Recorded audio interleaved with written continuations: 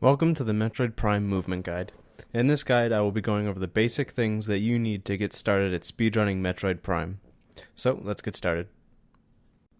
L jumps. When jumping in Metroid Prime, Samus slows down during the first quarter of the jump and speeds up during the rest. To prevent the slowdown, hold L during the first quarter of the jump. This is an L jump. Avoiding the slowdown allows for greater distance and speed when jumping. But L is not only good for L jumps. Holding L when on the ground accelerates you to walking speed instantly, allows you to strafe, and holding L when jumping allows you to have 360-degree movement in the air, which makes platforming easier and faster. R jumps.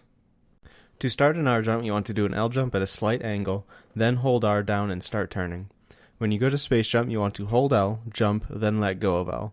If properly timed, Samus will get an incredible amount of speed, and during this whole jump you want to be slowly turning. When you land, you want to be almost completely sideways to maximize speed gained. R jumps are incredibly tricky and difficult to get good at, but a proper R jump gets Samus a lot of speed and distance, so learning the basics of an R jump is important.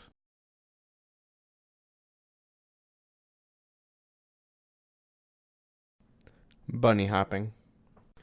Bunny hopping is when you jump right as you hit the ground and are useful for maintaining your speed.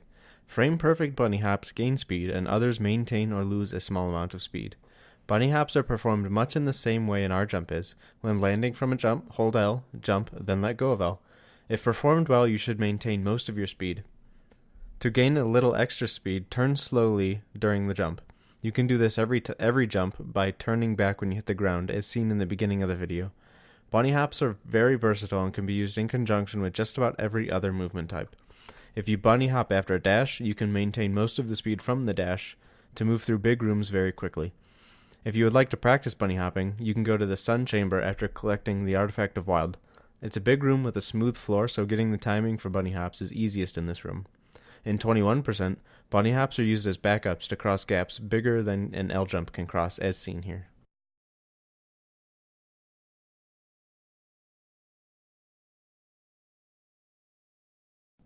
Ghetto Jumps.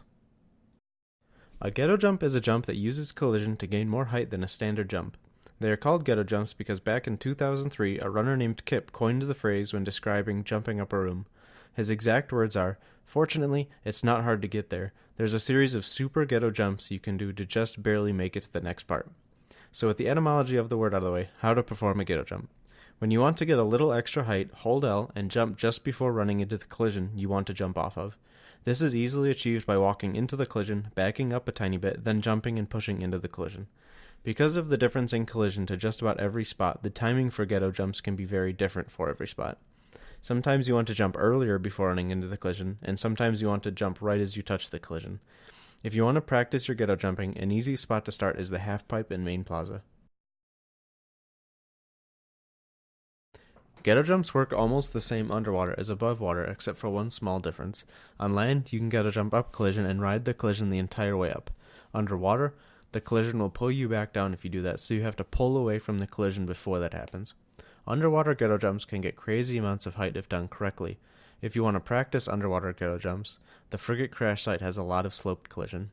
The missile under the water in Watery Hall can also be collected with a single underwater ghetto jump, so see if you can collect that. Dashing. Dashing is probably the most useful technique used in speedrunning Metroid Prime. A dash is performed by letting go of the lock-on after starting a strafe. There is a speed cap when moving forward, but no speed cap when moving sideways, and this is abused here. The exact inputs for a dash are holding the stick in the direction you want to dash, hit B, then let go of L. You want to press B for as few frames as possible and let go of L shortly after starting the strafe. If done correctly, you will dash instead of strafe. Getting good at dashes is difficult and may take a lot of practice, but they are used so often in runs that it eventually becomes second nature. Dashes can also be bent so you can land where you want to land. To bend forward, push forward on the stick after dashing, and to bend back, simply pull back on the stick after dashing. To bend further, you can also turn while dashing, while also holding up or down. Bending a dash slows you down a bit, so bent dashes cannot get as much distance as an unbent dash. Most dashes used during a speedrun are bent to some capacity, because scan points and enemies are not in an optimal spot to get a straight dash to where you want to go most of the time. So bending is a necessary skill to learn. R dashes. R dashes are when you perform an R jump mid-dash instead of just space jumping. When you perform a dash and just space jump, you actually lose a little speed. With an R dash, you gain speed. To perform an R dash, simply do a dash, then perform an R jump during the dash.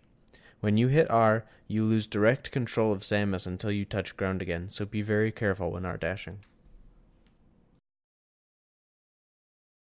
Locked R dashing. Locked R dashes are when you stay locked onto the target you are dashing off of. These dashes preserve the angle you dash at while also locking your speed, so they allow for very long dashes. Instant unmorphing. An instant unmorph is, as the name implies, when you skip the unmorph animation. This is usually accomplished by blocking the camera from seeing the morph ball, easily accomplished when exiting morph ball tunnels.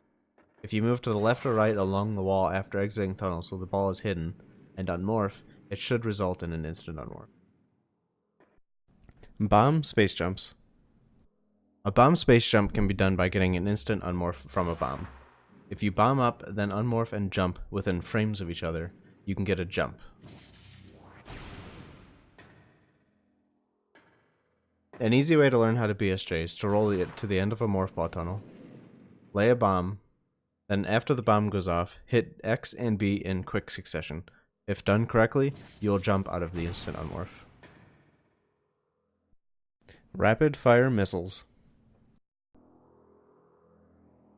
Rapid fire missiles is an important trick, but incredibly easy in execution.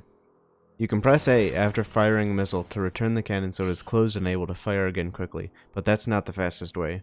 It's easy enough to do if you only need to fire a missile or two, but if you want to fire a lot of missiles quickly, it's not the best way to get the job done. If you simply hold up on the C stick and press Y, the game will cancel the missile animation on the first frame it is able to, allowing you to shoot missiles as fast as possible.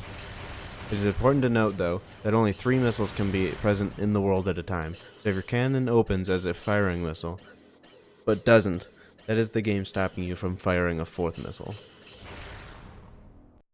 Infinite speed. In Metroid Prime, when we enter Samus's morph ball, the collision for it is slightly larger radius than her standing collision, and in certain circumstances Samus can become stuck in collision by doing this. Once Samus is morphed and stuck inside, we can hold a specific angle to roll that allows Samus's rotational velocity to increase at an exponential rate until it hits the limit for 32-bit floating point numbers. After it reaches this point, it stays at that number before going negative for a frame, before finally turning to not a number. When we use the boost ball and hit a wall or use spider, it briefly sets the speed back to infinity for a frame, then back to 0, and then back to NAN on 3 separate frames immediately succeeding each other. The reason it does this is because when you boost your morph ball axis aligned state, the same thing that gives Samus a trail when she's rolling, briefly becomes aligned, and when you hit a wall or use spider period, it forces the same state to become unaligned. When that happens, the game starts using the not a number math that it had previously calculated from your rotational speed to make decisions regarding the game's collision and Samus's interactions with it. Because of this NAN math being incredibly wrong, the game then erroneously places Samus in many locations in the game all on the same frame. When Samus unmorphs, her camera has an awful effect which makes it very difficult to play the game, and you cannot see it as a result. This is referred to as light show. This is actually caused by the camera bobber, what makes Samus's camera gently move around when you stand still, receiving incorrect information and not being able to display correctly. Resetting the camera instructions by either having Samus moved during a cutscene or getting camera dolly instructions in Morph Ball fixes this. To move around with Light Show, you can turn off the HUD lag in the options menu. With this off, the map is displayed in the top right corner, and you can use this to move around. To go through doors, simply morph, bomb the door, then unmorph to walk through it.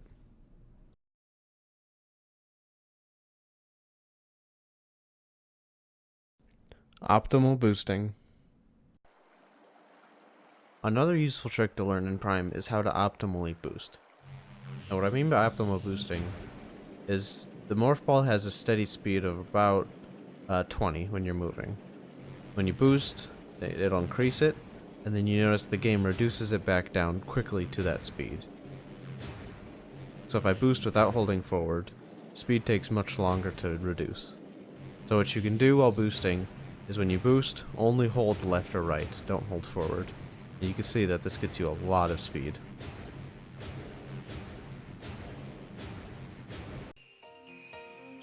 Something else to note when boosting is that sometimes the game will seem like it completely eats your momentum. This is because you are catching air a certain period after starting the boost. To avoid this, simply boost about half a second before hitting any sort of bumps, and you'll notice that your speed is not eaten. This guide is meant as a beginner tutorial to help get people into running the game. Starting to run a new game can be daunting, especially when the easier tricks aren't really well documented and the knowledge of them is spread word of mouth, so I wanted to make this to have a solid video for people to watch to get a grasp of the basics for running this game. If you have any questions about the material covered, post them below in the comments and I can get the right answer to you. In the description below are videos going more in depth into some of the tricks if you would like more information. I would like to thank Pootage, Tomloob, Justin, Venmissa, and Whiskers for the help in gathering information and making sure the right content was covered in this video. Thank you for watching.